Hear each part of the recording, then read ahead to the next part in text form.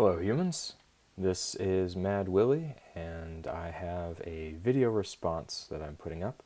This is a response to Runeslinger, who is a online content creator and vlogger. He talks about a lot of games that I'm interested in a very cool and in-depth manner. This is my first response to one of his videos. So, his most recent one was about class and level. What they're good for and why he does not generally like them.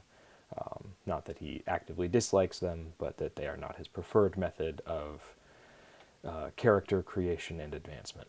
And I would like to say that I, in general, am in agreement. I prefer games that are more like Savage Worlds, which does have a way of measuring approximately how powerful your character is, but there's no class, there's no level, and you can kind of expand your character in a way that makes sense for them rather than on some kind of track set forth by a level. But I did have a couple of other thoughts. He touched on a lot of it. But I would say there are some advantages to class and level.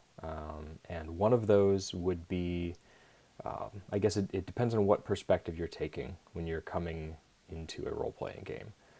If you are there for a role-playing experience or a narrativist experience, something like that, class and level can kind of take you out of it. As Runeslinger mentioned, you get to talking about, oh, well, you're level 7, you can do this. Well, you're this class, you can do this.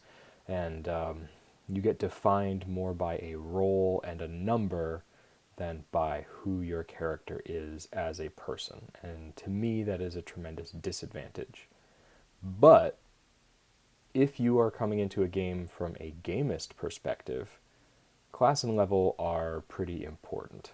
With level especially, there comes an expectation of fairness. You get into situations, you get into encounters that are set up by the game master, and you are supposed to have a rough expectation of being able to survive. Maybe not defeat the enemy or escape the encounter completely unscathed, but at the very least not be completely outclassed by your opponents. And this is something that's important to a lot of people in their gaming, is having the GM looking out for their general well-being and trusting them not to put them in situations where they're going to suffer a total party kill or something like that. I would say that's an important perspective, one to keep in mind when talking about class and level, that there are a lot of people who prefer things to be done in that kind of way. To be able to, it's more like playing a video game where you kind of expect to be able to beat the enemies. It's just more of a matter of how you do it. My personal preference when I'm running games that aren't something like Dungeons and Dragons is to not have any of that. Not know going into an encounter that you're going to either easily win or be completely outclassed. I mean, it forces you to do things like research, like, well, how tough is this opponent?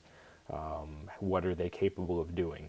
And do I really think that I can stand up to that? And the sense of the unknown that brings with it can create a sense of fear in the case of, terrifying enemies, or at the very least a sense of caution, of not knowing exactly what you're going to get into.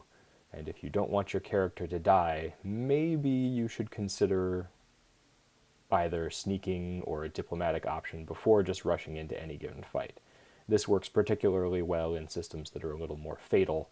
Dungeons and Dragons, at least 5th edition, is not super fatal. I mean, you have a pretty decent chunk of hit points compared to the amount of damage that most things do, and you don't instantly die when you hit 0, so there's a little bit of cushion, there's a little bit of room for error. There's healing magic, resurrection spells, things like that. But in a more gritty or realistic game, you're not going to have that stuff to count on. So there's that added element of danger when you're getting into a situation like that.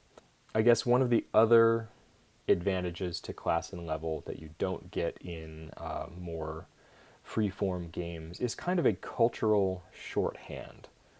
You go to gaming conventions or you go from one group to another, and you can start off telling people a story about, oh, well, this one time my level 3 barbarian, and that handful of words is enough of an introduction to give the person you're talking to some idea of what it is going to be happening. I mean, they know roughly what level 3 means in terms of how powerful. They know what a barbarian means in terms of how people like to play them and what their character class is capable of.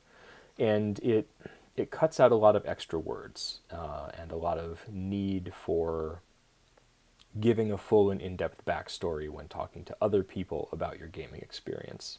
And so that is, again, that's something to consider as an advantage to this system and probably why it's so persistent. But, again, it's not my preference. I'm more interested in kind of freeform stuff that's based on the character, what they've done, what they've accomplished, the reputation they've garnered for themselves, rather than any number or class assigned to them. Runeslinger already mentioned the oh my god, the Fantasy Flight Star Wars game, which I think has an excellent advancement system. It's XP and point buy, and your characters do advance along the track, but the track branches all kinds of different ways, and there's no limit on what you can do. You are just given a lot of options open to you to do even more in certain realms. It's not levels per se, but there are character classes, but they're very open. They're very broad and general. And they describe something that you can talk about in world. You don't go up to another character in D&D and start talking to them at the bar and say, oh yeah, well, I'm a level 3 barbarian and I do this, that, and the other thing. You can do that in Star Wars. You can say, yeah, well, between you and me, I'm a smuggler. And that kind of thing. You can actually, it's a career rather than a class, if that makes sense. One of the games that I do play that does actually have class and level that I really quite like is this one. This is Legend of the Five Rings. This is the 4th edition book. First edition is also very good. Second edition is pretty okay. Third edition also pretty okay. But first and fourth are where it's at. That's not really important for this discussion, though. Legend of the Five Rings, since its inception, has had both class and level. But similar to Star Wars, the character classes are things that you can refer to in-world. If you are a Bushi, which is the warrior samurai class, people know that, and you can tell them that, and your cultural role is in part defined by that character class, because it is a job. It is your occupation. It's what you've been training since you were a child to do. So you can talk about it. You can say, yes, I'm a Bushi. And it also has levels. It only has levels 1 through 5 by default, so a pretty narrow range. But again, the levels, or ranks, as they're called in Legend of the Five Rings, are a thing that exists in-world. If you have to go through special training when you think you're ready to achieve your next rank. So if you've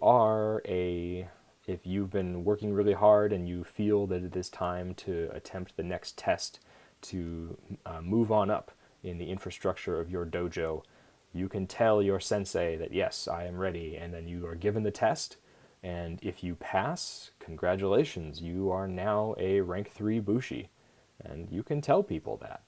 You can say, I have achieved the 3rd rank in the Kakita Bushi school, so don't step to me, punk. Slightly anachronistic, but you get the idea.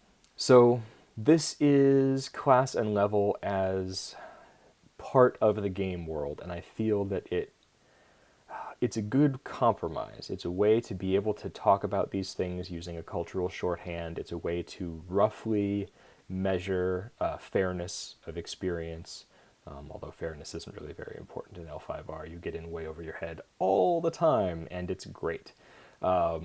It's a way to do that in-world without having to come up with an artificial construction or artificial restrictions on what your character can do, what they are capable of.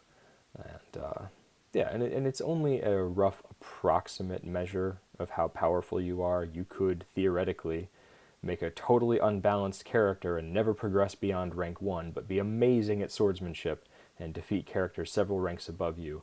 The ranks are not just a measure of your power, they're a measure of your prestige and how balanced an approach you've taken to your studies and to your advancement.